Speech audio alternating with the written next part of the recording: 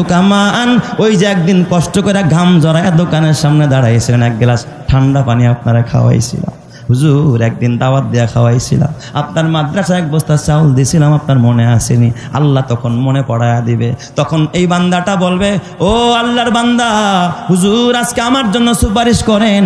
তখন তিনি আল্লাহকে ডাক দিয়া বলবে, আল্লাহ তোমার এই বান্দাটারে মাফ না করলে আমি কোনোদিন তোমার জান্নাতে যাব না।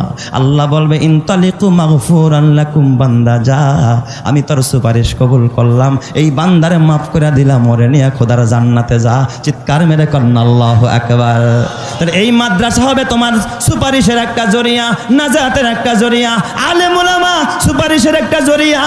তোমার ঘর কিয়ামতের ময়দানে কাজে আসবে না, তোমার ব্যবসা কাজে আসবে না, পদ পদবি কাজে আসবে না, ছেলে মেয়ে কাজে আসবে না, কাজে আসবে এই দিনদার মানুষেরা, আলেম উলামারা, মসজিদ আর মাদ্রাসা।